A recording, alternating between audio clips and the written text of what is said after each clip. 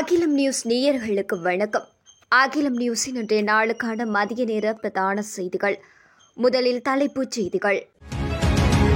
மாவையின் இறுதி கிரிகைகள் தொடர்பில் வெளியான தகவல். தென்னிலங்கையில் துப்பாக்கிச்சூடு, வீட்டில் உயிர் தப்பிய அதிசயம். மோட்டார் போக்குவரத்து திணைக்களத்தின் முக்கிய அறிவிப்பு. மாவைக்கு நேரில் அஞ்சலி செலுத்தவுள்ள ஜனாதிபதி அனுர, வெளியான தகவல். விவசாயிகளுக்கு மகிழ்ச்சி தகவல், வழங்கப்படவுள்ள கொடுப்பனவு. யாழ் பல்கலைக்கழக விவகாரம், இருவர் பதவி விலகல். நாடாளுமன்றத்தை ஆண்மித்த விபச்சார விடுதிகளில் இருந்து 33 பேர் கைது. மாவையின் மறைவிற்கு எதிர்க்கட்சித் தலைவர் இரங்கல். பாதுகாப்பு படைகளின் தலைமை பதவி குறித்து அரசாங்கம் வெளியிட்ட அறிவிப்பு. பல்கலைக்கழக மாணவி கழுத்தறுத்து கொலை விசாரணையில் வெளிவந்த தகவல். தொடர்வென விரிவான செய்திகள். இலங்கை தமிழரசு கட்சியின் மூத்த தலைவர் மாவை சேனாதிராஜாவின் புகழுடல் யாழ் மாவட்டபுரத்தில் உள்ள அவரது வீட்டில் அஞ்சலிக்காக வைக்கப்பட்டுள்ளது. மறைந்த மாவை சேனாதிராஜாவின் இறுதி கிரியை நிகழ்வு எதிர்வரும் ஞாயிற்றுக்கிழமை பிற்பகல் 3 மணிக்கு யாழ் மாவட்டபுரத்தில் உள்ள அன்னாரின் இல்லத்தில் இடம்பெறும் என அறிவிக்கப்பட்டுள்ளது. இலங்கை தமிழரசு கட்சியின் முன்னாள் தலைவரான அமரர் மாவை சேனாதிராஜா யாழ் போதனா வைத்தியசாலையில் அதிதீவிர சிகிச்சை பிரிவில் அனுமதிக்கப்பட்டிருந்த நிலையில் நேற்று மரணித்தார். இதனைத் தொடர்ந்து பல்வேறு அரசியல் பிரமுகர்களும் யாழ் போதனா வைத்தியசாலைக்கு சென்றனர். இந்நிலையில் அன்னாரின் புகழுடலை தமிழரசு கட்சியின் யாழ்ப்பாணம் கிளிநொச்சி மாவட்ட நாடாளுமன்ற உறுப்பினர் சிவஞானம் ஸ்ரீதரன் பொறுப்பேற்றதுடன் அவருக்கு அஞ்சலி செலுத்தியுள்ளார்.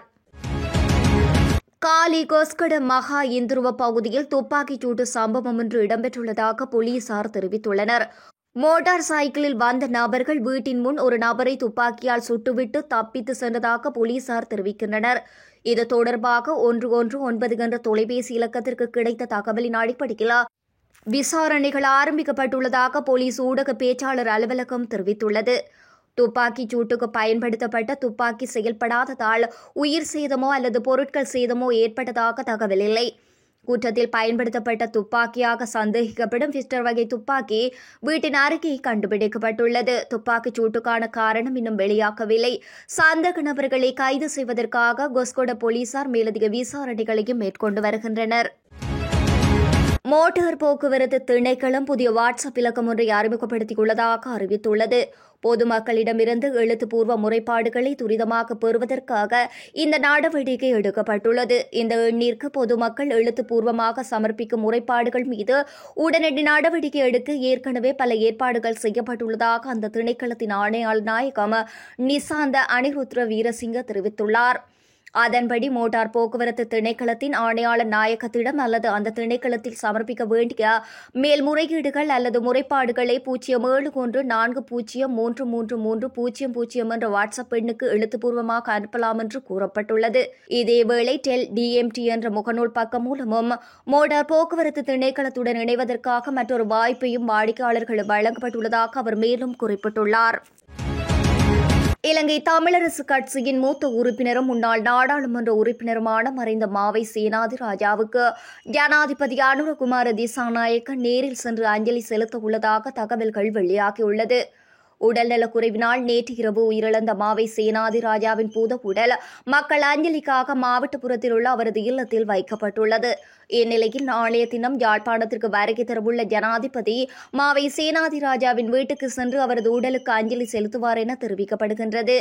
அத்துடன் இதற்கான முன்னேற்பாடுகளில் பாதுகாப்பு வட்டாரங்கள் ஈடுபட்டுள்ளதாக குறிப்பிடப்படுகின்றது. இதேவேளை அனுரகுமார திசாநாயக்க மாவட்ட ஒருங்கிணைப்பு குழு கூட்டம், பொதுமக்கள் சந்திப்பு என சில நிகழ்வுகளில் பங்கேற்பதற்காக நாளை யாழ்ப்பாணத்திற்கும் வருகை தரவுள்ளார். ஜனாதிபதியின் வருகையின் போது போராட்டம் நடத்துவதற்கு நாடாளுமன்ற உறுப்பினர் அர்ச்சுனா ராமநாதன், வடமாகாண வேலையில்லா பட்டதாரிகள் சங்கம் உள்ளிட்ட 5 அமைப்புகள் அழைப்பு விடுத்திருந்தன. இந்நிலையில் போராட்டம் நடத்துவதை தடை செய்ய கோரி காவல்துறையினர் யாழ்ப்பாணம் நீதிவான் நீதிமன்றத்தில் நேற்று மனு தாக்கல் செய்திருந்தமையும் குறிப்பிடத்தக்கது. கடந்த வருடத்தில் வெள்ளத்தால் பயிர்கள் பாதிக்கப்பட்டுள்ள விவசாயிகளுக்கு இழப்பீடு வழங்கும் பணி ஆரம்பிக்கப்பட்டுள்ளது. குறித்த நடவடிக்கை இன்று மேற்கொள்ளப்பட உள்ளதாக விவசாயம் மற்றும் விவசாய காப்பீட்டு வாரியத்தின் தலைவர் தெரிவித்துள்ளார். இதன் அடிப்படையில் போலனறுவை, முல்லைத்தீவு, வவுனியா மற்றும் திருகோணமலை மாவட்டங்களில் இருந்து இழப்பீடு வழங்கப்படும் எனவும் அவர் குறிப்பிட்டுள்ளார்.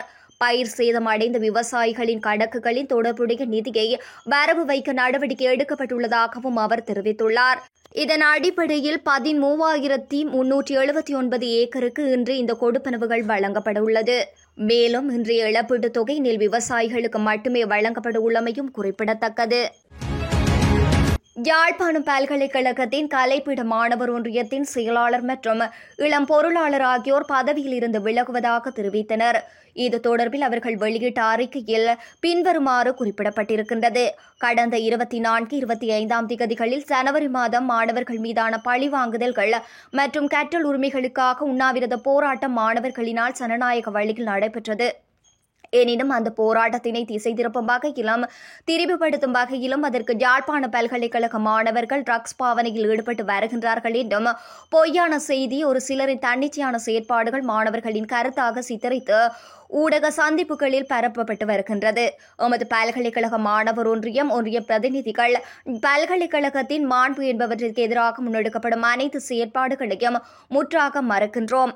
கலைப்பீடத்தின் அனைத்து அணி மாணவர்களும் தமது முழுமையான எதிர்ப்பினையும் கண்டனங்களையும் இச்செயல்களுக்கு தெரிவித்துள்ளனர். எனவே கலைப்பீட மாணவர் ஒன்றியத்தின் செயலாளர் மற்றும் இளம் பொருளாளர் பொறுப்புகளில் இருந்து கூட்டாக விலகி நாங்களும் எமது கண்டனங்களை தெரிவித்துக் கொள்கின்றோம். எவ்வித அடிப்படை ஆதாரங்களுமற்று யாழ் பல்கலைக்கழக மாணவர்கள் சமூக விரோத செயல்களில் ஈடுபட்டு வருவதாக பொய்யான செய்திகளை பரப்பும் நபர்கள் மீது உடனடி மற்றும் விரைந்த நடவடிக்கைகளை மேற்கொள்ளுமாறு உரிய தரப்பினரை தாழ்மையுடன் கேட்டுக் கொள்கின்றோம் என அந்த அறிக்கையில் குறிப்பிடப்பட்டுள்ளது. இலங்கை நாடாளுமன்றத்தை அண்மித்த பகுதிகளில் மசாஜ் நிலையம் என்ற போர்வையில் இயங்கி வந்த 6 விபச்சார விடுதிகளில் இருந்து 22 பெண்கள் உட்பட 33 பேர் நேற்று கைது செய்யப்பட்டுள்ளதாக தலங்கம போலீசார் தெரிவித்தனர். தலங்கம போலீசாரால் மேற்கொள்ளப்பட்ட விசேட சுற்றுவளைப்பு நடவடிக்கையின் போதே சந்தேக நபர்கள் கைது செய்யப்பட்டுள்ளனர். இந்த சுற்றுவளைப்பு நடவடிக்கையின் போது பிடியாணை பிறப்பிக்கப்பட்டிருந்த மூவரும் சட்டவிரோத மதுபானத்துடன் ஒருவரும், ஐஸ் போதைப் பொருளுடன் ஒருவரும், 1425 வெளிநாட்டு சிகரெட்டுகளுடன் ஒருவரும் போலீசாரால் கைது செய்யப்பட்டுள்ளனர். நாடாளுமன்றத்தை அண்மித்த பகுதிகளில் அனுமதி பத்திரமின்றி சட்டவிரோதமாக இயங்கி வரும் மசாஜ் நிலையங்களை சுற்றி வளைத்த போதே சந்தேக நபர்கள் கைது செய்யப்பட்டுள்ளனர். மறைந்த இலங்கை தமிழரசு கட்சியின் மூத்த தலைவர் மாவை சேனாதிராஜாவிற்கு எதிர்க்கட்சித் தலைவர் சஜித் பிரேமதாச தனது இரங்கலை தெரிவித்துள்ளார். இதுகுறித்து அவர் தனது உத்தியோகபூர்வ முகநூல் பக்கத்தில் பதிவொன்றை பதிவிட்டுள்ளார். சுகையீனம் காரணமாக நேற்று முன்தினம் யாழ் போதனா வைத்தியசாலையில் அதிதீவிர சிகிச்சை பிரிவில் அனுமதிக்கப்பட்ட மாவை சேனாதிராஜா நேற்றைய தினம் தனது 82வது வயதில் உயிரிழந்துள்ளார். இந்நிலையில் அவருக்கு கட்சி உறுப்பினர்கள் மற்றும் அரசியல் தலைவர்கள் தொடர்ந்து தங்களது அஞ்சலிகளை தெரிவித்து வருகின்ற நிலையில் எதிர்க்கட்சித் தலைவரும் தனது இரங்கலை தெரிவித்துள்ளார்.